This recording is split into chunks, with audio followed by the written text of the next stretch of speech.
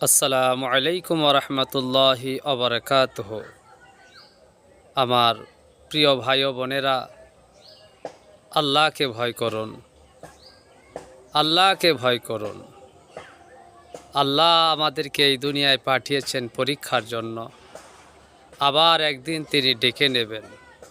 সব কিছু ছেড়ে আমাদেরকে আল্লাহর ডাকে সাড়া দিয়ে চলে যেতে হবে। আমাদের ধনসম্পদ, আমাদের ঐশ্বর্য, আমাদের এই সুন্দর চেহারা সব কিছু একদিন শেষ হয়ে যাবে। আমাদের চেহারাকে মাটিয়ে খেয়ে নেবে। আল্লাহ সুবহানাহু ওয়া তাআলা তাই বারবার বলছেন, ইয়া আইয়ুহাল্লাযীনা আমানুত্তাকুল্লাহ, হে ঈমানদারেরা আমাকে ভয় করো। আল্লাহ সুবহানাহু ওয়া তাআলা আরও বলেন, ফাত্তাকুনি ইয়া উলিল আলবাব, হে জ্ঞানী সম্প্রদায় আমাকে ভয় করো। ইয়া আইয়ুহাল্লাযীনা আমানুত্তাকুল্লাহ, হে ঈমানদারেরা তোমরা আমাকে ভয় করো। হাক্কা তুকাতিহি, তোমরা মরো না।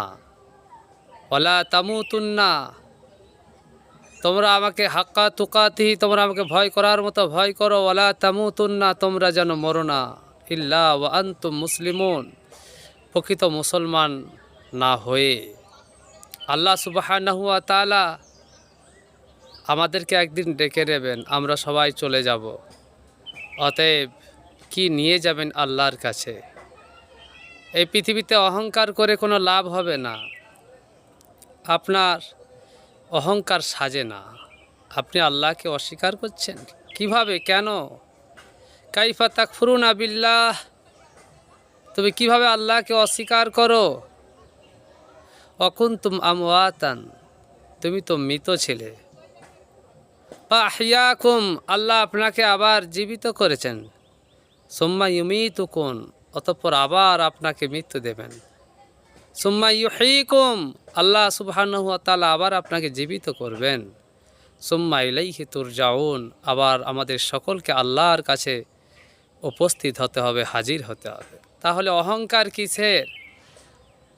আল্লাহ সুবহানাহু ওয়া তাআলা কোরআন পাকের মধ্যে বলেছেন, ওয়ালা তামসি ফিল আরদি মারহা ইন্নাকা লান তাখরিকাল আরদা ওয়া লান তাবলিগাল জিবালা তুলা। আল্লাহ সুবহানাহু ওয়া তাআলা বলছেন যে তুমি অহংকার করে দর্প ভরে জমিনে চলো না। তুমি আমার মাটিকে ধসিয়ে দিতে পারবে না, এবং পাহাড়ের চেয়েও লম্বা, তার চেয়ে